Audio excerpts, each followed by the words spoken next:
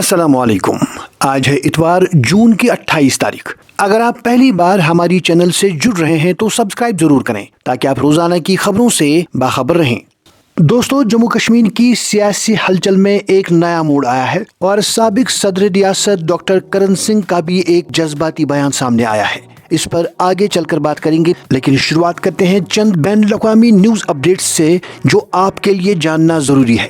जहां दोस्तों जनूबी अमेरिका के मुल्क वेनेजुएला से दिल दहलाने वाली खबरें आ रही है। एक खौफनाक ज़लज़ले ने पूरे मुल्क को हिलाकर रख दिया है और अब तक मरने वालों की तादाद 1430 तक पहुंच चुकी है। तसव्वुर कीजिए उन मलबे के डेरों का जिनके नीचे अब भी जिंदगियां सांस लेने की जद्दोजहद कर रही है।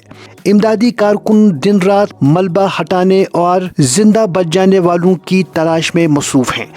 हर गुजरता लम्हा उन खानदानों के लिए क़यामत खेज है जो अपने प्यारों की राह तक रहे हैं। कुदरती आफात से हटकर अगर हम इंसानी साख्ता तबाही की बात करें तो मशरिक़ी वस्ता के हालात एक बार फिर कशीदा हो चुके हैं। जंग के बादल गहरे हो रहे हैं क्योंकि अमेरिका ने ईरान के अंदर मुतअद्दिद अहदाफ पर मजीद फ़ज़ाई हमले किए हैं।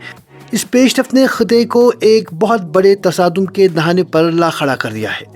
इसी तनाव के बीच हिज़्बुल्लाह के सरबराह का एक इंतहाई सख्त बयान सामने आया है।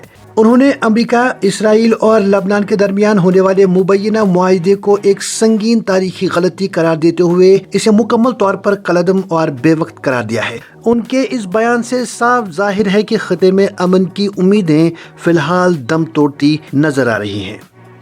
इधर अगर हम पड़ोसी मुल्क अफगानिस्तान पर नजर डालें तो वहां तालिबान हुकूमत ने एक हैरान कुन फैसला किया है। जहां दोस्तों हुकूमत ने अपने तमाम सरकारी हुकाम के स्मार्टफोन्स इस्तेमाल करने पर मुकम्मल पाबंदी आयद कर दी है। इस डिजिटल दौर में जहां राबता और मालूमात सेकंडों का खेल है, इस पाबंदी के असरात हुकूमती कामकाज पर क्या पड़ेंगे ये देखना अभी बाकी है।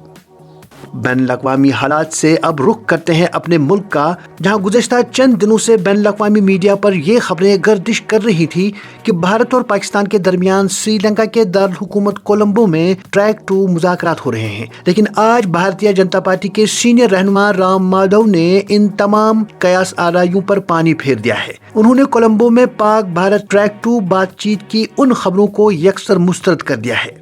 इस तरदीद के बाद यह वाज़ह हो गया है कि दोनों पड़ोसी ममालिक के दरमियान सफारती बर्फ फिलहाल पिघलती हुई नजर नहीं आ रही।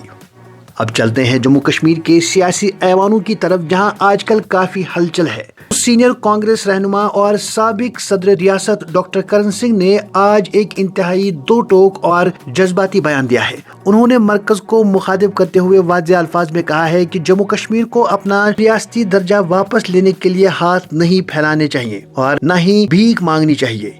उनका यह बयान अवामी जज्बात की भरपूर तर्जुमानी करता है। सियासी मैदान में अपनी पार्टी के सरबराह अल्ताफ बुखारी ने भी हुकूमत को कटहरे में खड़ा कर दिया है।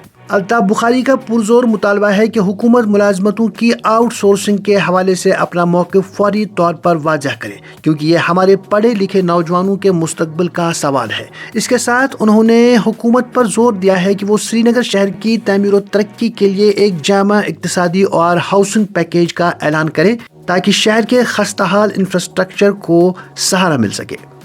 दूसरी जानिब अपोजिशन का पारा भी हाई है। यहाँ दोस्तों जम्मू में कांग्रेस के सरकर्दा रहनुमाओं ने ऐलान कर दिया है कि तलबा को दरपेश संगीन मसाइल और इम्तिहानात में होने वाली बेज़ाब्तियों के खिलाफ वो 9 अगस्त को पार्लियामेंट का घेराव करेंगे। ये ऐलान जाहिर करता है कि आने वाले दिनों में सियासी दर्जे हरारत मजीद बढ़ने वाला है। अब बात करते हैं कानून और सलामती की, तो जम्मू कश्मीर में स्टेट इन्वेस्टिगेशन एजेंसी ने मनशियात और दहशतगर्दी के गठजोड़ पर एक और कारी ज़रब लगाई है। SIA ने एक मगरूर नार्को टेरर हैंडलर को बाकायदा इश्तिहारी करार दे दिया है।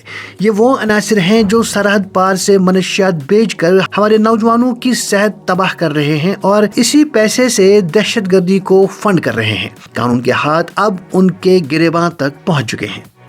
दोस्तों, मौसम की बात करें तो वादी में गर्मी अपने अरूज पर है। इस गर्म मौसम में आपको एक इंतहाई मीठी और खुशगवार माशी खबर सुनाते हैं, जहां जम्मू कश्मीर का महकमा हॉर्टिकल्चर तरक्की की नई मनाजिल तय कर रहा है। यहाँ दोस्तों पहली बार भारतीय रेलवे ने कश्मीर की वादियों से 9 टन से ज्यादा आला मयार के ताज़ा आलू बुखारे चेन्नई और कोलकाता के लिए रवाना किए हैं। تصور کریں کشمیر کے باغات سے توڑا گیا تازہ پھل اب ٹرینوں کے ذریعے سیدھا جنوبی اور مشرقی بھارت کی منڈیوں میں پہنچ رہا ہے۔ یہ اقدام نہ صرف ہمارے کسانوں اور باغ مالکان کی آمدنی میں زبردست اضافہ کرے گا بلکہ جموں کشمیر کی معیشت کے لیے بھی ایک گیم چینجر ثابت ہو سکتا ہے۔ معاشی ترقی کی اس خوشخبری کے بعد اب ذرا زمینی حقائق اور عوامی مسائل کی بات کرتے ہیں تو ہم اکثر سنتے ہیں کہ جموں کشمیر بجلی کی پیداوار میں سرپلس یعنی خود کفیل ہے، لیکن ستم ظریفی دیکھیں کہ اسی پاور سرپلس خطے میں عوام شدید بجلی کی کٹوتی کا شکار ہیں۔ ایک طرف ڈیمز بجلی بنا رہے ہیں اور دوسری طرف سپلائی کا خسارہ عوام کو اندھیروں میں دھکیل رہا ہے۔ یہ ایک ایسا متضاد مسئلہ ہے جس کا جواب عوام انتظامیہ سے مانگ رہی ہے۔